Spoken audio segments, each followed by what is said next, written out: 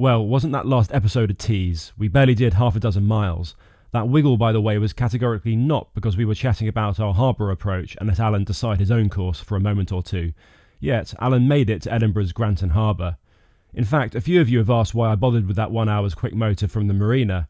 Aside from giving Alan a chance to inform us of any mechanical issues before setting off properly, it was mostly due to Port Edgar Marina having a rather pointed aversion to having Alan moor alongside their pontoons. In all those months as a tenant there, I could never elicit a straight answer as to why, but there it is. Maybe they don't like the colour orange. Well, that, weather-wise, wind-wise, rain-wise, is a lot better. It means I can actually look forward to tomorrow morning. And here is tomorrow morning. Calm, pleasant, and there's Alan. Just as speedy as the trimaran, I'm sure. My morning shower was early, so I used the out-of-hours club facilities. A little less smart wood panelling and more shipping container. But a shower is a shower. That's better. I am freshly laundered, ready to head off onto the open ocean. Well, the North Sea, via the Firth of Forth, not quite the open ocean. That, by the way, is what happens if you forget your shampoo and have to wash your hair with bathroom hand soap. Functional but not pretty. Donations to fund some hair conditioner can be made via the link in the description. Murray, local superstar, returned as crew, which was generous, and drove us out of the berth. Because I'm used to the boat layout, ropes, hatches and anchor, you'll probably see him at the helm at the start and ends of the days. We moved at pace, that pace being 5 knots, to the harbour entrance, and Alan the lifeboat was once again free to pounce upon the world. I don't really need to describe the water conditions, and voiceover Alex could just take a break and go for a pint, but I shan't. I don't think we've ever seen easier water. Barely a wobble even on the hyperlapse clip. Okay, so we're heading over towards Inchkeith, which is one of the islands, kind of, obviously. And it's so flat, this is. That, I suppose, is one of the few times you'll in future see me up there on deck holding court, largely because half the deck is now solar panels. Murray was doing his US Secret Service detail at the controls and humouring my antics. I couldn't resist it. Yes, the bridges. The ones I promised I'd never show you again. Yet, there they remain. This is the northern extent of Edinburgh, and I have to confess that I brought the wrong lens for the camera I use for wobbly at sea distance shots, so stability won't be stellar this episode. I decided to go via the island of Inchkeith as a fun waypoint as we crossed the Firth of Forth to the northern shore. Since any prospective waves were forecast to come from the east, it made no difference which side we followed. Apparently this island can be landed on and people can wander around, see the historic buildings and get attacked by angry seagulls. Anyhow, no particularly exotic seabirds to film this time around, even if I did have the correct lens, but surely it's still a great deal more interesting than featureless water. Like this sort of thing.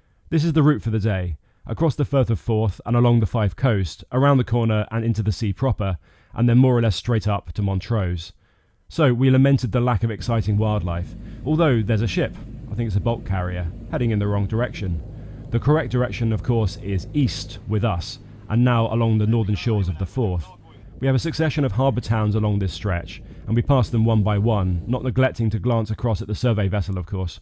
The occasional bump, but otherwise really comfortable. Now, we knew we'd not have these conditions throughout all of the 3 days, but it was good to get a sense of how the new weight distribution was working out, since the new ballast went in just forward of halfway of Alan's midpoint, still well planted and not ploughing into the gentle waves at all. We noticed some fishing boats and wanted to check to see if they were working with nets or dropping or recovering pots. Just making sure we give them plenty of room. Just dropping pots, it turned out, creating a minefield for other boaters, so a wide berth did the job. The next town to pass was Anstruther, or is it Anstruther, I'm not sure, which like most has a small harbour for local boats. The navigation was obviously very straightforward, but we weren't using the autohelm yet. Last year the tiller extension was in test phase and held merely in place with duct tape, but this time we have the thread and socket. Sadly, the securing bolt sheared, and so that's out of action whilst I upgrade that part of it. Inside of Alan is looking marginally less crowded than normal, but there's still probably 50% represented by what I'd call workshop stuff, and I can't wait for that phase to be truly over. Problem is, I keep wanting to build and add stuff. The T's and P's, as James May would say when he did some boating, T's and P's looking good, are good, and we were surveilled by a chunky-sized bull seal. Finally we left the Firth of Forth and were once again officially in the North Sea. There had been a gentle southeasterly swell for a few days, and that would become noticeable. Still, we were maintaining hull speed or a little above. I promise I did do some shifts at the helm, but it's easy to film when not. Which means I can get out and about. For example, on the new stern platform, which no longer guarantees instant death for anyone who ventures out, and also lots of exciting angles taken from the bow, where we can kneel out of the hatch for a great view.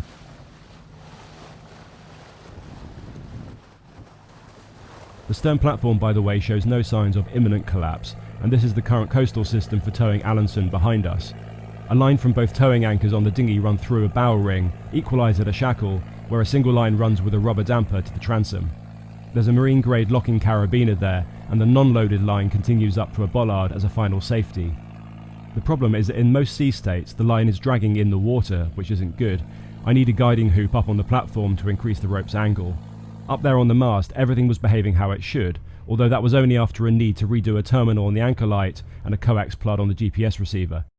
The latter allows this sort of merriment to occur, so you can track our progress whilst Alan is powered up and the AIS is on. Presumably it's also useful in allowing large ships to know we're there before they run us over.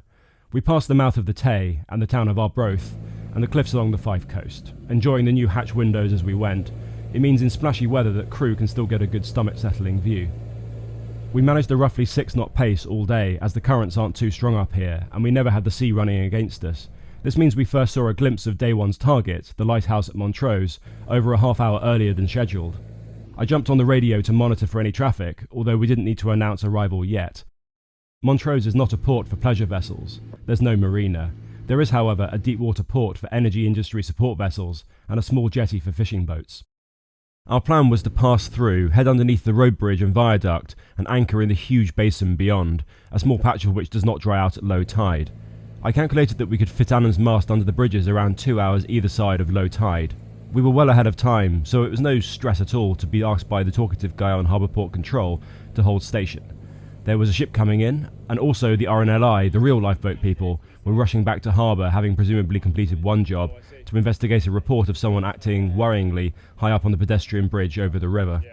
So we're just hanging about near the port entrance. Don't know if you can see behind, there we are, there's port entrance, and we're waiting for the port control to let us in because apparently there's been an incident of some sort and the RNLI are going to go and sort that out near the bridges, and there is general traffic in and out. It's quite a busy port, so we're just waiting to see what's what. So we enjoyed the sun and tried to keep our bow facing into the waves, which is more comfortable. A green light from the man in charge, and onward Alan motored. The next part really did need us to stay flexible and vigilant, as there were some unknowns about the flow, the bridge clearance and beyond. It became clear right away that we had mistimed our arrival around the peak of the ebbing tide, so Alan had quite the flow against his bow.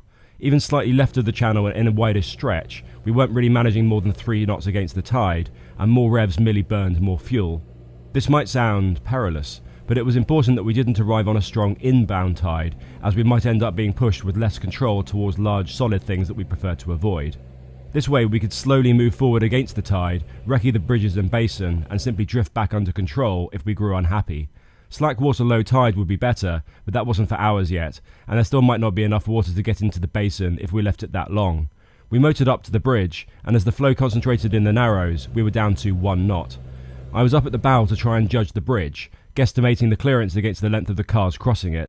Trying to judge the height of the bridge is quite difficult, but luckily the tide's against us and so we can't be accidentally dragged through. But clearance didn't end up being our real problem. The flow under the bridge was fierce, and 1 knot of progress became nothing.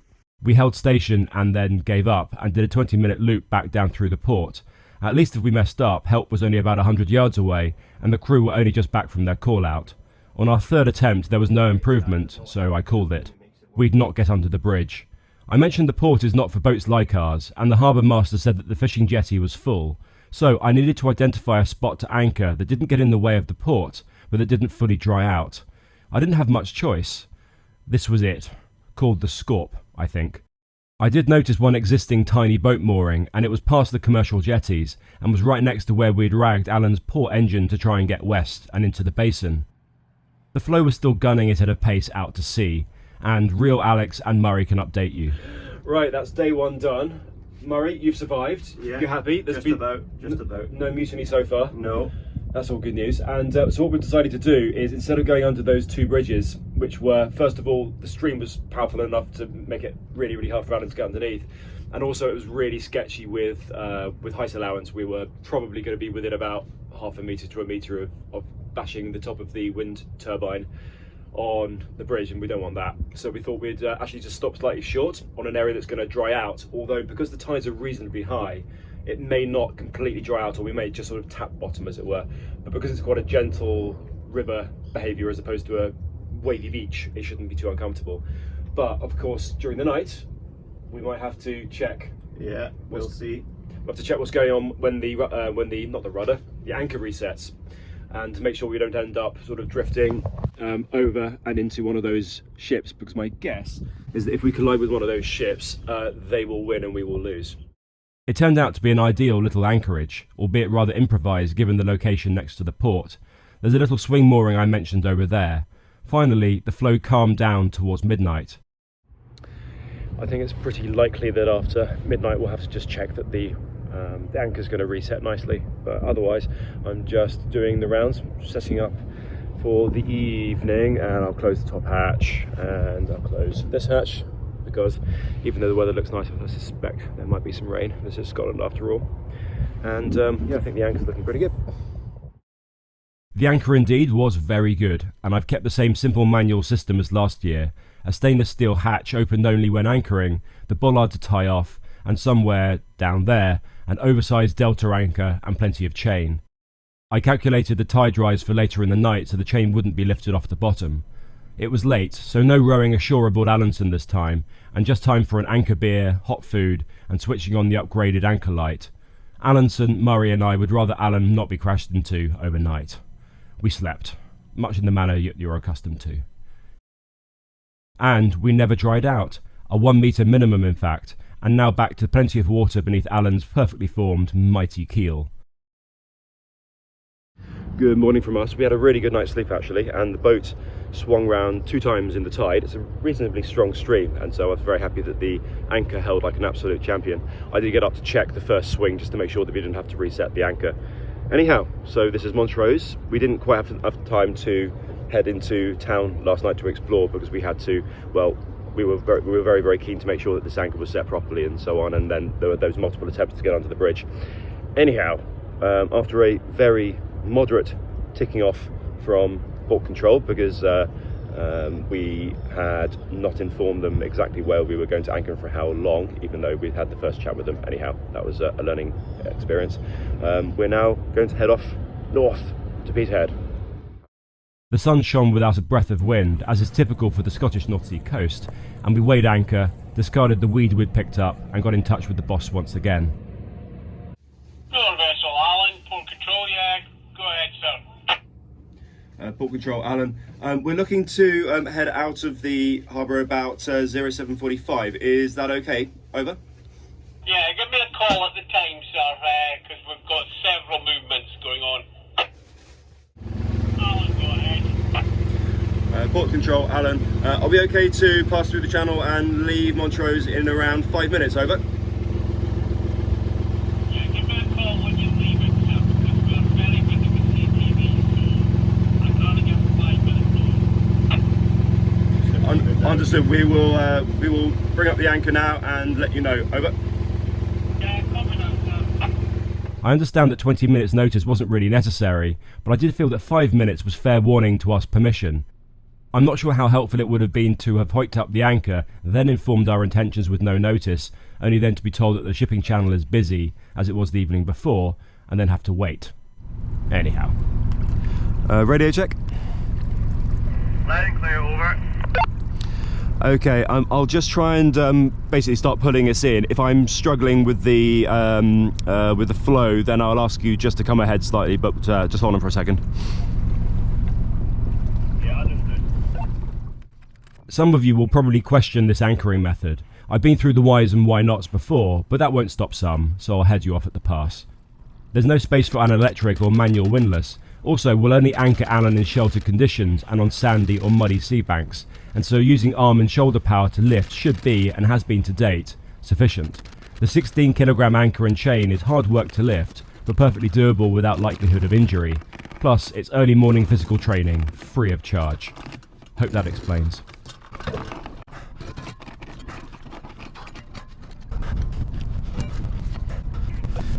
Yeah, sorry, I had both hands full. Yep, we're now free. Right, gotcha. I'll just turn around. I'll just call the port.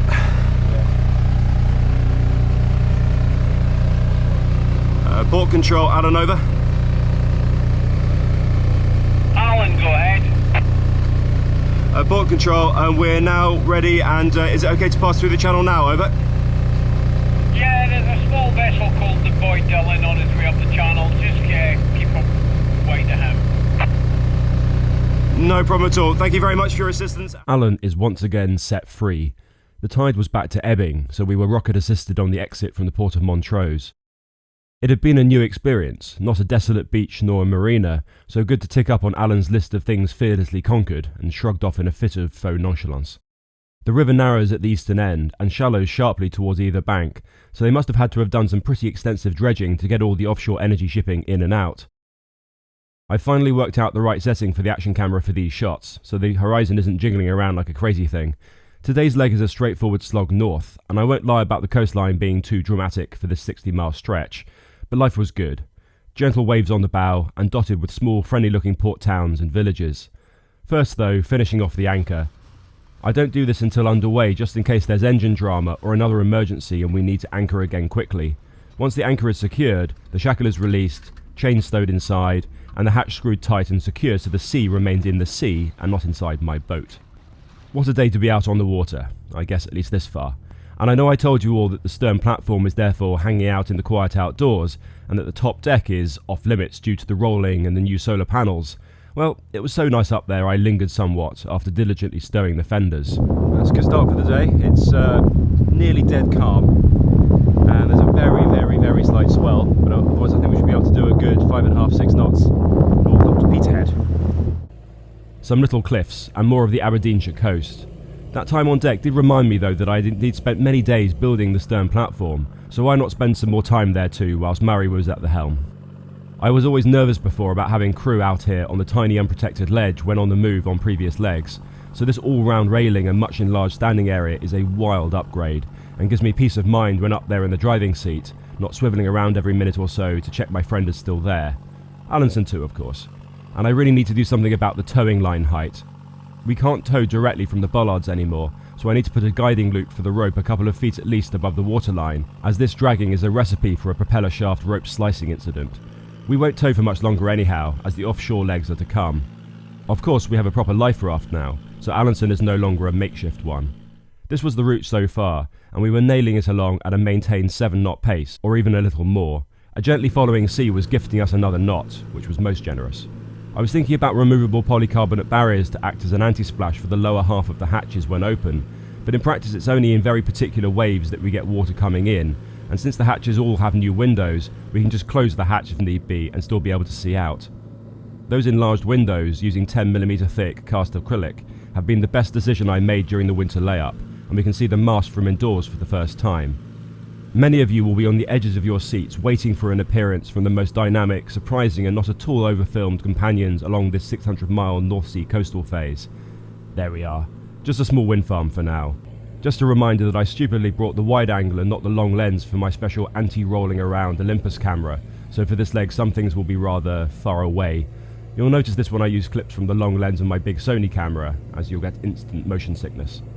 There were some fishing boats out, but far fewer small ones than was typical down on the Northumbrian coast. And then to Aberdeen. It's much larger than Montrose, is the UK's main shipping and servicing hub supporting the North Sea oil field, and also renewables now as they grow in scale each year. Whilst we were semi-welcome in Montrose, Aberdeen was a non-starter, and is really not designed for people like us. We needed to head on to Peterhead though, so there was no risk in telling Alan he wasn't welcome and risking a tantrum.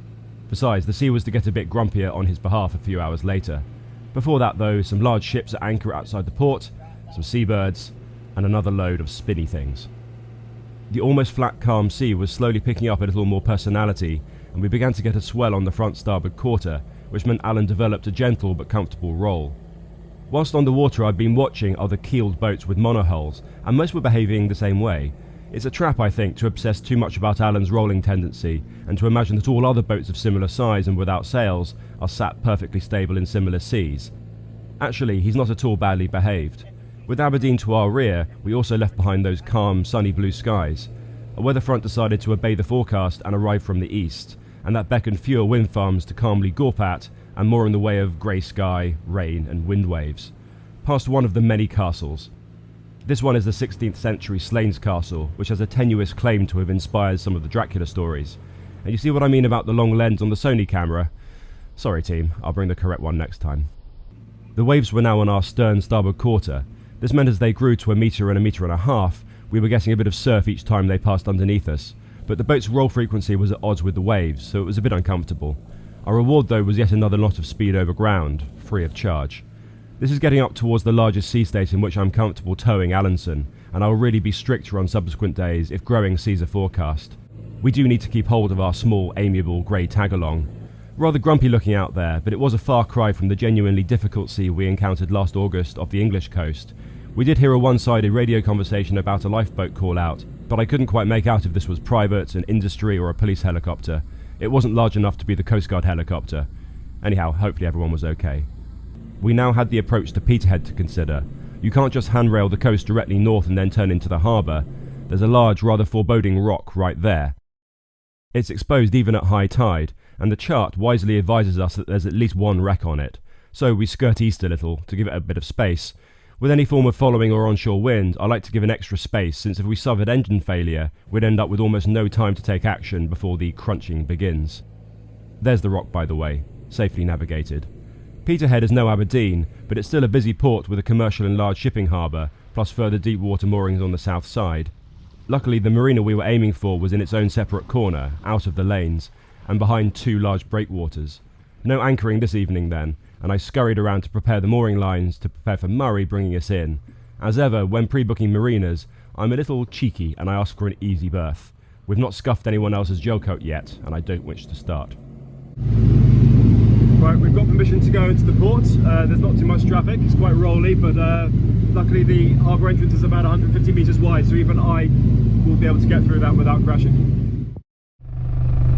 So I guess the same principle as before, going in at quite an angle in the last moment, just flipping the stern round. Otherwise we were sort of missing with a gap. Yeah, it's one of them.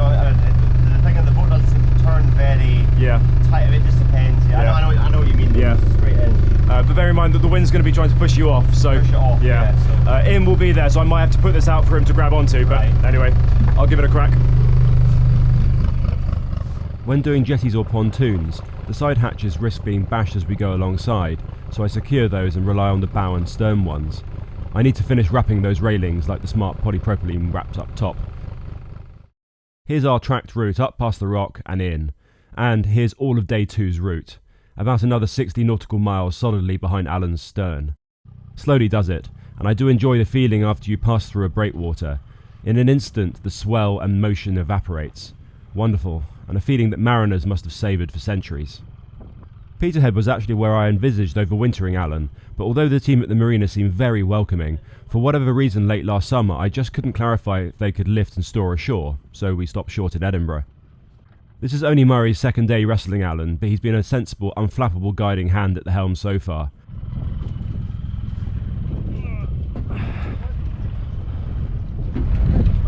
Perfect, thank you. This must be one of his older cousins.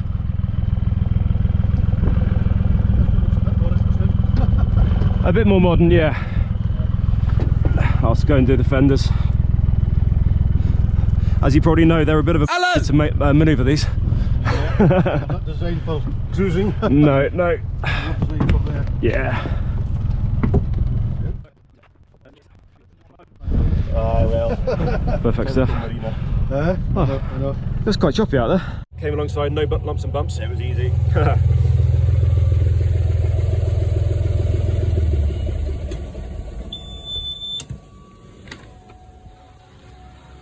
Good. Let's turn off the other fan. Good. So Alan has a cousin. We don't know what Alan's cousin's called. I don't know, I think 8 people is a bit... That's not very ambitious, is it? We can do 68. Having mocked our neighbour, it was time for an evolution many of you will consider overdue. I am setting Allenson free from the not overly satisfactory towing solution, where the line was angled too flat, getting it wet and causing drag, and I'm heading around to the bow for a moment. No, we're not going to mount Allenson on the bow like a sort of ungainly and deeply non-consenting sort of trophy figurehead. Rather, I can't reach down here from the pontoon and want to remove a vertical bow fender that I was trialling, and it ended up dislodged and probably cost me another £5 in diesel that day. The actual change for Allenson is to come, but I'm not showing you just yet, because... That's good, all showered and clean. Their facilities are brand new, really, really smart. They claim to be, I think, the cleanest marina in Scotland, and I can believe that. Right, so I think we're just going to go and have a chat about what the plan is for tomorrow, and I think we'll head into town, and we'll ask someone else to cook us a meal this time round, because although the two of us have been putting together wonderful meals for ourselves, we're not really chefs, so we'll head into Peterhead. A few hours and a couple of pints later, back to home, and if it weren't for the cold wind and drizzle, this beach could pass for somewhere rather more southerly, but drizzle it was. Sleep one more time for this trip, and overnight the drizzle had turned into proper continuous rains. It's a wet one at 6:30 in the morning. So that was a delight with which to start day 3. Murray, how did you sleep? Not too bad, pretty good. Excellent, and we're hoping that the rain will sort of dissipate as time goes on, and we're going to make a move. Well, hopefully we'll be away in 5 minutes or so, which will be about 7 o'clock, and we'll try and get all those miles done over to Wick. The good news was yesterday's easterly wind had died down. We unplugged shore power. We wouldn't want to motor off the pontoon still tethered by that. As well as being probably the best all-round marina so far, it was also the cheapest at under 20 quid, and all-inclusive. Odd how price and value don't always correlate. I'll let you really enjoy that heavy rain.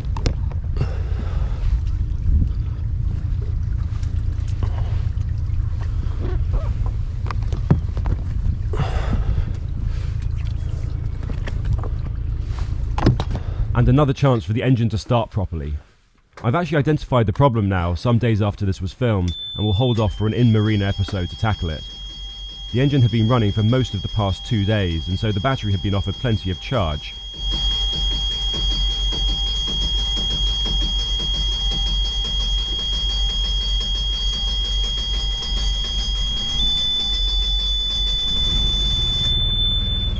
A long time that was. Yeah. Much better than at Port Edgar though, when I needed to jump start, but still not the instant turnover of Alan's past. Murray was suited and booted for Alan's longest day yet. Alright, I'll go and let go bow line first. You've got a cloth, the things steamed up again, it's just... I've got a completely dry one, I said. I need to apply some of the rain anti-beading treatment for the acrylic and settle on a manual wiping solution. Okay, you ready for me to go and release the bow line? Yeah, just let me know what we're doing. Yep. So I'll be releasing bow line, and then I'll walk it back on the stern, and you'll probably start drifting round. Right. And then basically once you've come round to a point where I think you can just drive out, I'll hop into the stern. Right, just shout, let me know when you're ready. Yeah, understood. Hey. 2 other boats were following us out. Alan fearlessly taking the lead once more.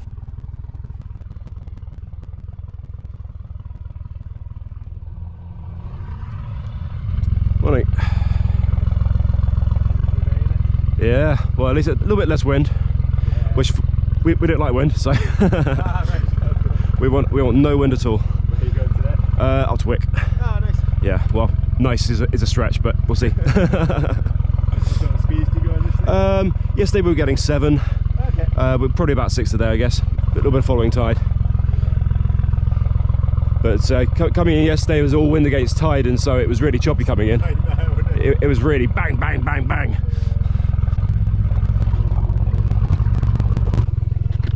Right, I'm on board. Right, are we good to go? Yep.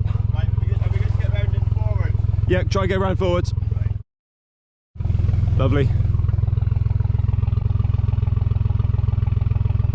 I want to get your nav lights on, to be honest. The visibility's pretty bad. We had a little over 70 nautical miles to do, and for most of it, no shoreline to cling to for comfort. Alan and we were heading offshore. I was talking to another guy a second ago, but I think he would have been ready a bit too quickly. Oh no, it's the guy in yellow, yeah. Yeah. Crusoe, I think his name is. Yeah, that's what it's on the radio. I don't know if wiping this on the outside will make much difference, but it's... Yeah, I can pop outside and give it a quick wipe on the outside if you like. At first there was a little bit of chop, mostly in the shallow waters just outside of Peterhead. It's funny, there's a trend that crew on Alan often start out reticent to be up there at the helm, but become keener and keener up there as time goes on. A great view, and for me, a nice place to listen to podcasts. Now that we're away from Peterhead, it's actually calmed down quite a bit already. Those waves, I think they were reflecting against the shoreline and getting a bit bigger, but now we're down to, I guess, what was forecast, which is 0.7, 0.8 of a metre waves. There were only a dozen miles or so of coastline to clear before heading northwest to Wick, past Rattray Head, and then the port town of Fraserburgh, and then off and away up there somewhere. There was only one catch on our tourist trip. This was pretty much all we could see, a ship. This was not the majestic rocky stack on Scotland's equally majestic coast. Rather sad that, so Rattray Head passed by unseen in the murk, and we couldn't see a stern anyhow. Yes, people of the channel, Alanson is no longer afloat, and found himself rather tied up, which is probably best for his chances of general survival. We motored onward, and again enjoyed a following sea, so we made a healthy 6 or 7 knots. Aside from that tidal river flow in Montrose, we've barely dropped under 5 knots for the leg thus far. In fact, given that Alanson was rather in the way astern, and the visibility was hardly conducive to sightseeing anyhow, plus having abandoned my attempts to create artistically thought-provoking abstract camera angles, I turned to food. Bagel station it was that morning, and in this case, sliced chorizo, cheese, a good pickle, and some green bistro salad to trick me into thinking it was healthy. It's a second use of the platform. Well, I usually have a no gas policy on board, but Murray oozes competence and responsibility, so I let him fry up a storm at the bow. And those hitherto unexplained side mounts are still there, so at least you can deduce that they've been fabricated better than I mounted that little bow fender. Next. Yes! A huge wind farm! In the UK we don't have blanket rules like distance restrictions from them, except if there's a specific order to mariners or if there are maintenance vessels around, so theoretically you can sail or motor right through the lanes of turbines as long as you behave yourself. That said, I thought we'd end up weaving rather a lot to keep on the right course, so it made more sense to handrail the 2 farms, keeping them to our port side as we passed, midway through crossing the Moray Firth. These particular turbines were on very snazzy, especially yellow lattice platforms. I mentioned offshore, by the way. I reckon this counts, as we're outside the 12 nautical mile rule that most insurance companies define as coastal. Land ahoy! This is, well, the coastline just to the south of Wick. Yes, I know, we're not on the plotted course, but since when did Alan do as he's expected to do? I prefer he retain a healthy disregard for convention, lest he becomes a conformist. Wick, though, is Wick, regardless of how we get there. A town with a rich history, including all sorts of Viking shenanigans, and it lies not far at all from the northernmost tip of mainland Britain. This day has been Alan's longest single motor to date, and despite the good conditions, I was proud of him. Not skipped a beat. Alan did all that was asked of him. There's 3 zones of harbour at Wick. The river harbour, and then the outer harbour here, where boats can tie up or be craned in and out. We were aiming for the inner harbour, where there's a marina. You radio through for permission to enter and then keep left, and dash through the narrow entrance near the lighthouse. Apparently people can surprise you coming the other way, and so dead slow it is. We moored up, and as promised, Harbour Master Ian and team were there to guide us in, help with lines, and welcome us. We'd been on the water nearly 12 hours, so it was after official working hours. A good team they have there. Plus a welcoming committee of the 4-legged variety. So now that we've completed the mission, 3-day leg, Murray is packing his stuff up and he's going to sprint off to get away from Alan as fast as possible. I'm going to walk all the way home. Murray absolutely adores Alan. Literally, just a few minutes ago he was saying, oh, Alan's... It has grown on me, yeah. Certainly from the start it has grown on me. It's a very nice boat, you know, a little bit lumpy, but you get used to it.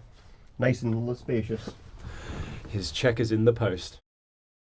Alan has completed yet another leg, and that's it for the British mainland. End of an era, I suppose. It's unlikely Alan will ever see Britain again. But he doesn't get sentimental, which is just as well, as Alan is a boat. The next job is to make some more improvements and tweaks, and then arrange crew and a weather window for the next legs through the Northern Isles. That'll be a treat, and I hope you'll all stick with us. A quick note from me before the final news from the marina.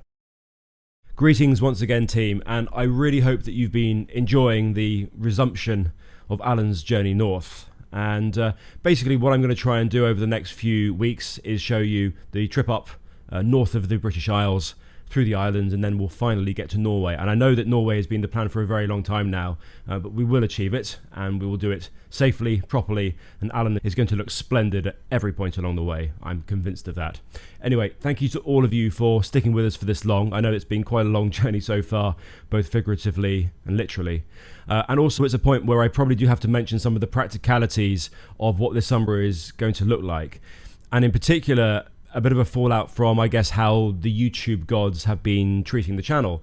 There have been no particular problems, but some of the big pickups that I've been relying on over the last couple of years from YouTube is that occasionally, whatever the gods there are up to, occasionally they will look at a video of mine. Sometimes it's a new one, sometimes it's an older one, and it gets a big kick. And all of a sudden, thousands of people are given extra visibility of my work, and that gives me a really good subscriber boost, and of course it then leads to more views, more people wanting to become members, which is really cool, and the whole thing starts to grow. But whether it's my fault or whether it's just the gods being angry at me, I don't know. The last few months it's not really been happening, and so some of the videos have been doing great, very happy, but the ones that are sort of, I guess, the 10-15,000 view mark, the truth is, this is the cold hard reality, is they end up being loss makers for me. Doing the edits, the VOs and everything takes time, and that's time away from my work. And I have had a moment or two, I have to admit, over the last few months where I've assessed the viability of this portion of the channel in its current format, and that's no one's fault. You guys have been fantastic. What though would be super useful is, in particular, if you are a regular viewer of the videos but haven't subscribed, that would really help, because it then causes like a snowball effect with the platform, and things tend to just sort of grow naturally from there. Spread the word via friends, family, other social networks. That would be really useful too. And if you possibly can, there is the membership. I don't do Patreon or anything like that because I don't want to be beholden to another big corporate organization. We're already part of one enormous great conglomeration. So if you could, there are some sort of low-end memberships, and then there are some medium and higher-end ones too. It would make a massive difference, and it will enable me to justify carrying on putting in dozens and dozens of hours of work on the edits. I'm always open to advice about how I might be able to improve, and so on and so on. Often people just say they want longer videos, but that of course means a lot more editing time, and I try and keep the edits as concise as I possibly can without just long tracks of me doing boring stuff with no voiceover and no comment, which I think sometimes is like a lazy way of making videos. And I try and make sure that you're getting sort of value for time as you go through. So I mean, for instance, if every subscriber to the channel, stuck in $1 a year, that would just transform the channel. So it's all about scale, I guess. And there are a whole load of you, and the fact that you are regularly watching the videos is really, I guess it's quite humbling, because there are thousands and thousands of other probably better projects that you could be watching, but instead you've chosen to watch Alan and me doing our thing. So it's not lost on me, trust me. But I need to keep the channel viable. If there could be a possibility, particularly with this expensive, and I mean expensive, summer coming up with the Norwegian coast in particular, I really would appreciate it. To those of you who simply cannot, I get it, and just viewing the videos is appreciated. So back to the finale of this episode, and then I will do my very best to get the next one ready for you soon. Cheers. There's a lifeboat station over there, and I do love these multi-million-pound Shannon-class offshore lifeboats. Check back to the Lowestoft episodes last year if you want to see a closer view of how they're kitted out, and the supreme build quality. Also, the harbour master said an old lifeboat hull had been converted by a local. I think this is it. You can vaguely see the ghosts of a lifeboating past here, although I may be wrong. I shan't do this to Alan. So, we're in Wick until the jigsaw puzzle pieces can be aligned for the next leg, and there's a lot of bad weather forecast to blow through for at least 10 days. I did train down through the Scottish Highlands the next day for work, but I'll spend a solid week up there doing things, and I'll make separate videos for those. In particular, you'll see me writing casual notes on the gel coat in what I think is board marker, and it turns out to be permanent. Well, I do hope that Wonderment member Paul will be chuffed. I do hope. I'll shut up now. Well done, Alan, for doing this. Bye.